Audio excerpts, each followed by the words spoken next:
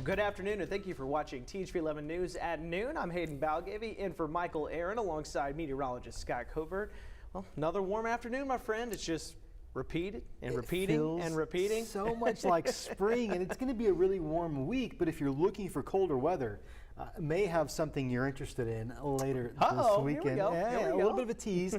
Let's take a look at where we're at right now. Mostly cloudy skies across the national state, but you're going to find that we're mostly dry. It's a bit on the humid side outside. Temperatures have warmed into the low to mid 70s. In fact, 75 currently in Clinton. It's 75 as well in Pine Bluff, sitting at 72 in Little Rock. Look at the winds. It's been breezy the last few days, and that's the case again this Monday afternoon. 23-mile-per-hour wind gusts reported at Clinton National Airport. Sustained winds 10 to 15 miles per hour. We'll see those temperatures warm up a couple more degrees before we reach daytime highs.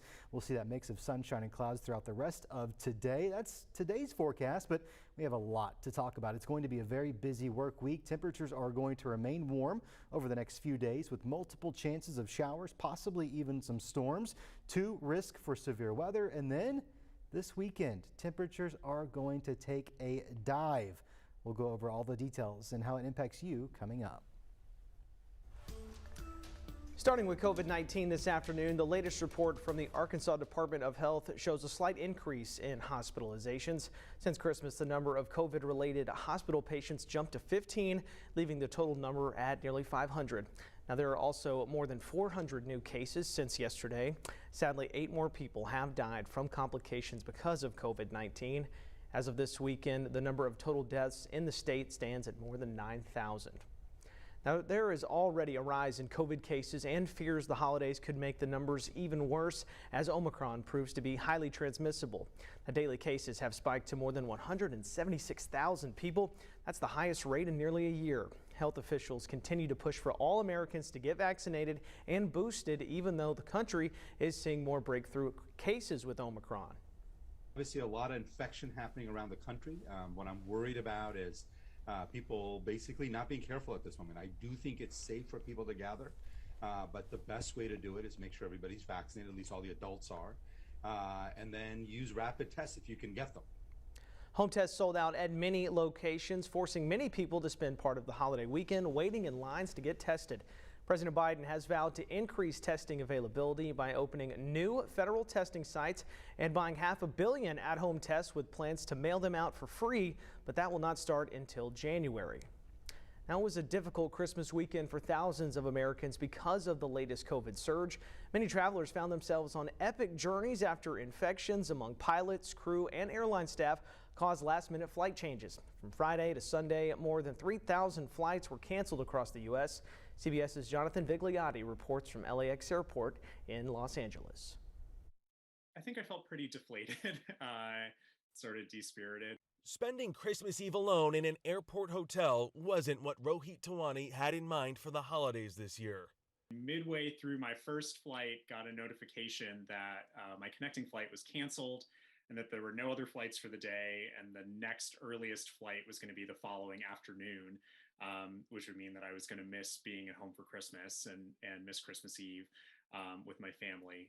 Tawani was told his flight was canceled because of COVID-related airline crew shortages. It's frustrating that the pandemic still keeps affecting our lives in so many different ways, even 2 years out. Tawani wasn't alone. More than 2,000 flights were canceled on Saturday and Sunday, in part due to COVID.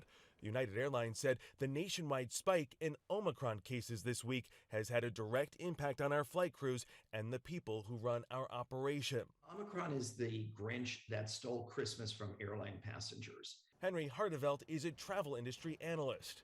Airlines can't operate flights without the required number of pilots and flight attendants. Safety comes first. And now, several airlines are calling on the CDC to update its COVID guidance for the fully vaccinated and reduce the quarantine isolation period from 10 days to 5 for those who have breakthrough cases. The government approved this request for the healthcare industry. And honestly, if it's good enough for hospital workers, for nurses and doctors, I think it should be good enough for the airline industry as well. It wasn't just trouble in the skies. The cruise ship industry is also facing COVID disruptions. 3 cruise lines had outbreaks on board in the last week, with dozens of passengers testing positive and forced to quarantine. You had to be fully vaccinated and you had to have a negative test 2 days before. I mean, what more could they do before you boarded the ship? A lot of frustration. Hartevelt says some of the best advice for travelers, especially if you're flying, is to sign up for text alerts. That way you'll be notified immediately if there are any disruptions to your plans. Jonathan Vigliotti, CBS News, Los Angeles. This afternoon, we have confirmed crews are resuming the search in northern Arkansas for a missing plane. And now it's thought to have crashed overnight. Crews are looking near the Fulton and Sharp County line northwest of Hardy. But the Fulton County Sheriff's Office confirms to THV11 no wreckage has been found. We know multiple agencies are responding on the ground and in the air, and also fog hampered the search overnight. We'll keep you updated on THV11.com as we learn more throughout the day. Fire investigators are still working to figure out what started a Christmas Day fire that killed one man. That happened at home in Russellville on Saturday night. Fire crews were called to a home on El Paso Avenue around dinner time. They found smoke and flames coming from an outbuilding. Once they put it out, firefighters found a man's body inside. We're working today to learn more details about the victim and the cause of the fire. Investigations are underway in Pine Bluff after a violent Christmas morning where 2 people were shot and killed just hours apart. The first shooting happened around 3 a.m. Saturday. One victim told officers someone fired at the car at the intersection of 5th and University. The driver was able to make it about a mile away to West 15th Avenue, where he called 911. 30-year-old Mario Henderson was pronounced dead at the scene. The other man in the car is recovering. Then, just 90 minutes later, officers responded to a shooting call at Ernesto's Club on South Blake Street. There, they found a man shot to death in a car in the parking lot. He's been identified as 24-year-old DeAndre Clark. Now, at this point, it's not known if the shootings are connected, and no arrests have been made in either homicide.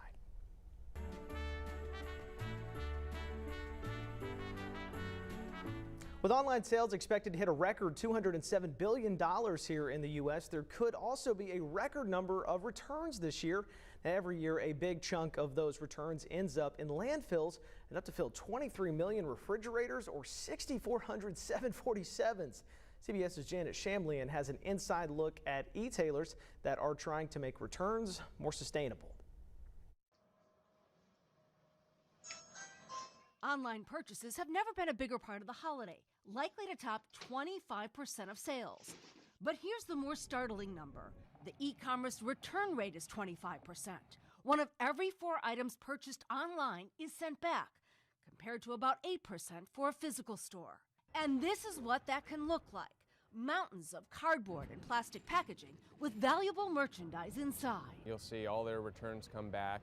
They pile up, they sit, and it often quarterly or twice a year, they might liquidate them for pennies on the dollar or even potentially destroy them.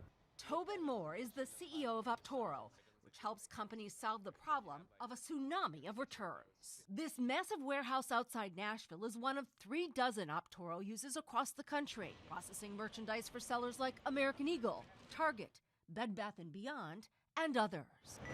Workers use Optoro's software to check in the merchandise, ensuring a refund, then relisting the product for a new sale. We're just here to just grade it and make sure that it has a UPC and it has the correct description. These items will never go back to the retailer's warehouse. They're held here until sold again. The volume here is incredible. On just these 2 racks, there are more than 120,000 items that came in as returns, and most will leave this warehouse as a new sale within a week. In Houston, Abby McDonald used Happy Returns, a service that collects customers' unwanted goods for hundreds of companies that sold them. It's postage and box free. A QR code is all you need. It's close to my office, which made it easy to pop out at lunch and drop it off here for free. Paper Source locations like this are among 3,800 collection points nationwide, an average of 20 returns from multiple sellers shipped in a single box, reducing waste and expediting turnaround time. And it increases foot traffic for the store collecting the goods. The clothing store Everlane takes more than 70% of its unwanted items back through Happy Returns. The speed and the efficiency with which we can get the product back on the shelf and available for another customer is really integral to our overall business model. It obviously impacts our sales and our revenue. And the environment. Almost 6 billion tons of returned items will end up in landfills after the holiday season. Our technology connects every returned item, no matter the condition, to its next best home as efficiently as possible. Minimizing shipments and getting that product back into stock quickly. A win for buyer, seller, and the planet. Janet Shamlian, CBS News. Lebanon, Tennessee. 89% of online customers say they won't buy again if the return process is difficult.